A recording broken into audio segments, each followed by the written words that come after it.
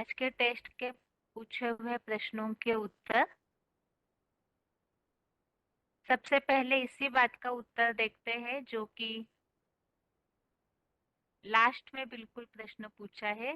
भूतल देख ही शैलवन, भूतल भूरि निदान। तो इस संबंधित जो हमने पॉइंट सुना था श्लोक के समय, तो वो पॉइंट इस प्रकार है जो बाबा ने ये बात बताई है उसमें कि अ, जैसे साइंस के साधनों के द्वारा एक जगह बैठ करके सारी दुनिया को देख पाते हैं, तो इसी तरह से जो श्लोक में उल्लेख आया है ज्ञान आपे ही इमर्ज हो जाएगा, तो उस समय भी ये स्थिति बन जाएगी विनाश के समय, अंतिम समय में, कि एक जगह बैठ करके हमारा जो बुद्धि रूपी नेत्र है वो इतना पावरफुल हो जाता है कि एक जगह बैठ करके ही सारी बातों को हम देख पाते हैं। तो वो बुद्धि रूपी नेत्र के आधार से ही इस तरह की स्थिति सभी की बन जाती है, ऐसा उल्लेख उस पॉइंट में आया हुआ है। बाकी इसके अलावा आज के टेस्ट में जो भी श्लोक देखे थे उसके उत्तर देखते हैं। सबसे पहले तो चौथे अध्याय का 37वां श्लोक, अध्याय 4 का श्लोक नंबर 37। इस श्लोक में शुरुआत में प्रश्न पूछा था, पाप भस्म हो जाते हैं ज्ञान से, इसके लिए श्लोक में आया हुआ शब्द। तो यहाँ है ज्ञानाग्नि सर्व कर्माणि भस्मसात कुरुते तथा। यहाँ एक बात खास नोट करने जैसी है कि अभी तक हमने 3 श्लोक देखे हैं जिससे ज्ञान अग्नि से पाप भस्म होते हैं। एक तो ये चौथे अध्याय का 37, ये 37 नंबर श्लोक, इसमें भी ऐसा उल्लेख है ज्ञानाग्नि से सब प्रकार के पाप कर्मों को भस्म कर देती है। इसी तरह से चौथे अध्याय का ही 19वां, अध्याय 4 का ही श्लोक नंबर 19, इसमें भी उल्लेख है ज्ञानाग्नि दग्ध कर्मानम। तो ज्ञान अग्नि से पाप कर्मों को जलाने वाला। और 5वें अध्याय का 17वां, अध्याय 5 का श्लोक नंबर 17, इसमें हमने एक शब्द देखा था ज्ञान निर्धूत कल्मषः।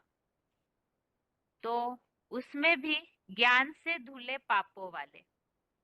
तो ये सारे श्लोक समझते समय जो VCD के क्लिप्स हमने देखे हैं उसमें बाबा ने खास तो ये 37 वाला श्लोक, इस समय जो पॉइंट हमने समझा था उसमें बाबा ने ये बात स्पष्ट की है कि जितना ज्ञान की अग्नि तीव्र होगी, निरंतर ज्ञान के मनन चिंतन और ज्ञान की सेवा में लगे रहते हैं, तो उनकी योग की अग्नि भी उतनी तेज होगी। ज्ञानाग्नि से योग अग्नि प्रज्वलित होती है और उस योगाग्नि से और ज्ञानाग्नि से मिलकर के पूरी तरह से पाप भस्म हो जाते हैं। तो ये 3 शब्द 3 श्लोकों में पाप भस्म करने के लिए गीता में आए हुए हैं। उसके अलावा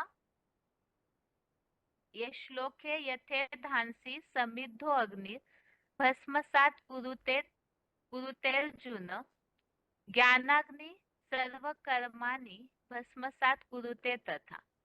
तो ये श्लोक विशेष करके जैसे कि यहाँ ईंधन, अग्नि जो है ईंधन को राख करती है, तो इसी तरह यहाँ ज्ञानाग्नि सब पापों को भस्म करती है। अगला श्लोक है चौथे अध्याय का 38वां श्लोक, अध्याय 4 का श्लोक नंबर 38। तो इस श्लोक संबंधित पॉइंट पूछा था। एक तो बहुत ऐसे लोग हैं ज्ञान में चलने वाले जो बूढ़ी बूढ़ी माताएं होती है, तो उनको भी ज्ञान बताना नहीं आता है, या बहुतों की ये समस्या रहती है पुरुषार्थी जीवन में कि हम नहीं बोल पाते हैं बहुत सी बातें। तो उसके लिए बाबा ने इस बात का समाधान दिया था। कि जो बाप की अव्यभिचारी निरंतर याद करते हैं, तो याद करने से ज्ञान आप पे ही इमर्ज होगा। तो ये इस समस्या का समाधान है। अभी अगर ज्ञान बोलना नहीं आ रहा है या बातें बुद्धि में नहीं भी रह पाती है, लेकिन याद अव्यभिचारी होनी चाहिए, तो वो जब परिपक्व हो जाएगी तो ज्ञान आप पे ही इमर्ज हो जाएगा। दूसरा प्रश्न ये था, इस श्लोक में ज्ञान की क्या विशेषता बताई हुई है? तो यही है कि ज्ञान समान पवित्र इस दुनिया में कुछ भी नहीं है। इस संसार में इस सच्ची गीता एडवांस ज्ञान समान परमोत्कृष्ट पवित्र तो कोई धर्म शास्त्रों में कुछ भी नहीं है। यहाँ एक बात और स्पष्ट कर सकते हैं, जैसे कि आज दुनिया में तो ज्ञान सुनाने वाले काफी सारे लोग हैं, तो फिर जो भी लोग सारा ज्ञान सुनाते हैं, जिसे वो ज्ञान कह रहे हैं, तो वो सारा ज्ञान उससे उद्धार हो जाता है यदि दुनिया का, तो वो बात नहीं है। यहाँ खास बात तो जो भगवान का ज्ञान है, भगवान के द्वारा बताया गया ज्ञान, उसी से ही, वही ज्ञान पवित्र है, उसी से ही उद्धार होता है। तो इसीलिए यहाँ क्लैरिफिकेशन वाले अर्थ में इस बात को स्पष्ट किया है कि इस संसार में सच्ची गीता एडवांस ज्ञान समान परमोत्कृष्ट पवित्र तो कोई धर्म शास्त्रों में कुछ भी नहीं है। दूसरा प्रश्न इस श्लोक संबंधित पूछा था, काले नात्मनि विंदति, इसका अर्थ, तो पुरुषार्थ पूर्ण होते ही समय आने पर अपनी आत्मा में स्वयं उस संज्ञान को पाता है। इस तरह से क्लियर किया है। और अभी जो लास्ट में प्रश्न क्लियर किया था, भूतल देख ही शैलवन, भूतल भूरि निधान, तो रामायण में इस बात का जो उल्लेख आया हुआ, वीसीडी में जो स्पष्टीकरण बाबा ने दिया है, तो वीसीडी नंबर 1869 है, 1869। इस पॉइंट, इस वीसीडी में इस बात को बाबा ने क्लियर किया है, वीसीडी 1869। उसके बाद इस श्लोक में ये प्रश्न और पूछा था, जगत पिता या आदम, इनके लिए और भी क्या शब्द प्रयोग हुए हैं? तो क्लैरिफिकेशन वाले अर्थ में यहाँ बताया हुआ है, हीरो पार्टधारी विश्व पिता, जगन्नाथ, विश्वनाथ, यहोवा, अग्निदेव, जगत पिता आदम या अर्जुन। अगला है चौथे अध्याय का 39 नंबर श्लोक। तो इस श्लोक में ज्ञान की और एक विशेषता बताई कि ज्ञान कौन ले सकते हैं, जिसके लिए बाबा कहते हैं निश्चय बुद्धि विजयंती। तो यहाँ भी जो श्रद्धा भावना वाले हैं, निश्चय बुद्धि वाले हैं, तो उनको ज्ञान प्राप्त होता है और उनको ही विजयंते अर्थात परम धाम की शांति, जो रिजल्ट है पुरुषार्थी जीवन का, वो प्राप्त होता है। दूसरी बात है, श्रद्धावान और सदा प्रयत्नशील और संपूर्ण इंद्रिय दमनशील ही ज्ञान लेता है। अगला प्रश्न इस श्लोक संबंधित प्रश्न पूछा था, परम धाम के लिए और क्या शब्द आए हैं इस श्लोक में?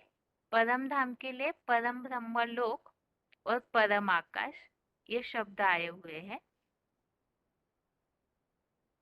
अगला है श्लोक नंबर 40, श्लोक नंबर 40। इसमें प्रश्न पूछा था, अनिश्चय बुद्धि विनशंति। और दूसरा एक, कि आज जैसे कि दुनिया में सभी को तो ज्ञान नहीं मिल पाता है, उसका कारण क्या है? आज की दुनिया में जो अशांति है, उसका कारण क्या है?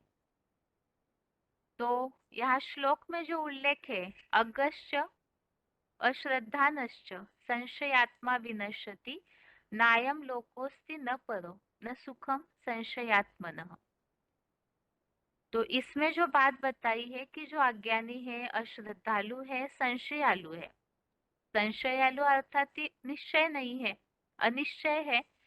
अश्रद्धालु, निश्चय बुद्धि नहीं है। अनिश्चय तभी आता है जब अश्रद्धा रहती है, कोई श्रद्धा भावना नहीं है।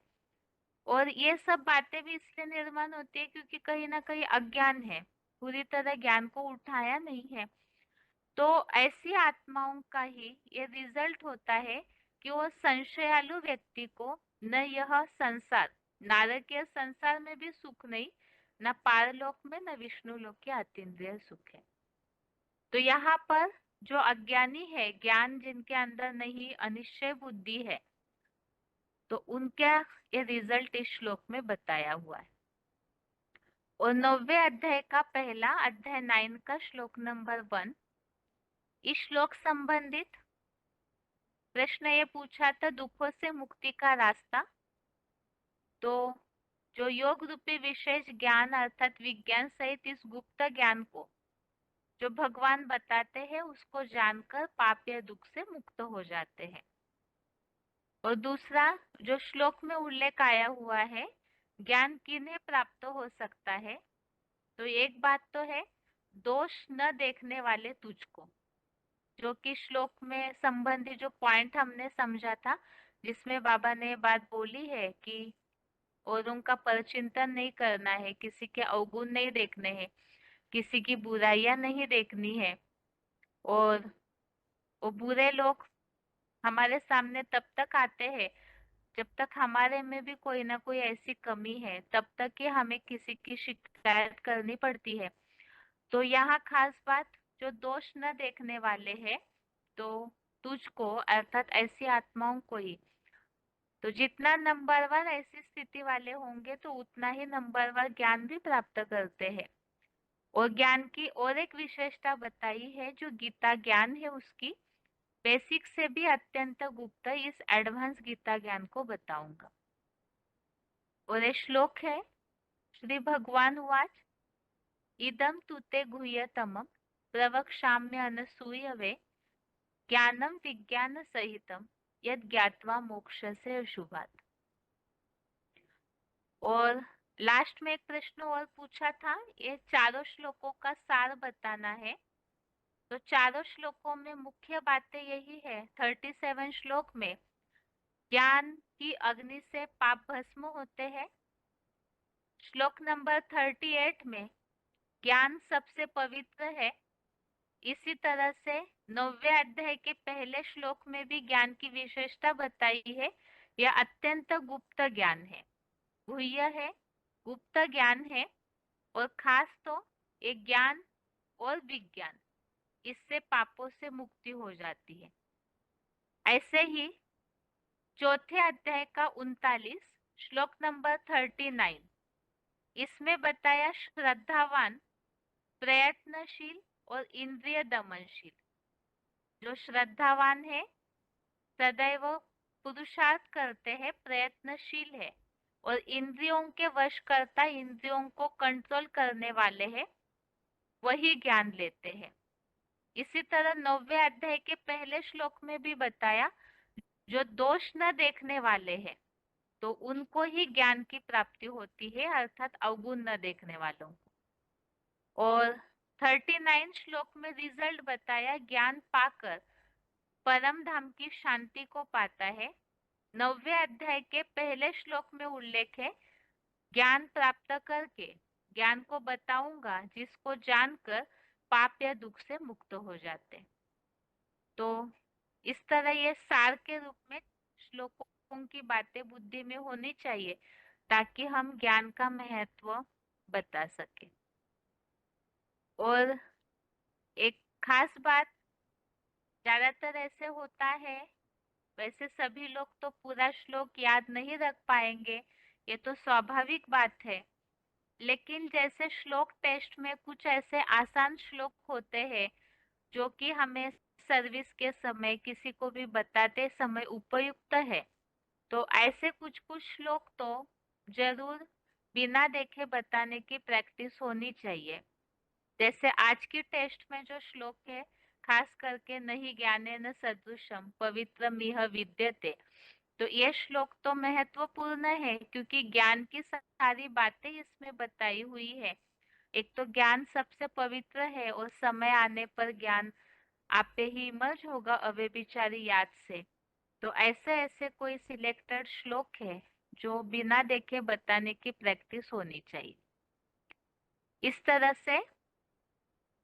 और एक लास्ट प्रश्न जो पिछले श्लोक टेस्ट में पूछा हुआ था, जो माताजी ने उत्तर स्पष्ट क्लियर किया था उसका, राजयोगी भक्ति मार्गीय कर्म कांडों से पार चला जाता है, और 6वें अध्याय का 44वां अध्याय 6 का श्लोक नंबर 44, इसमें जो उल्लेख है शब्द ब्रह्माति वर्तते, जो सहज राजयोग की ज्ञान पाने की इच्छा वाला है, वो भक्ति मार्ग की जो आवाज करने वाले कर्म कांड है उससे पार चला जाता है।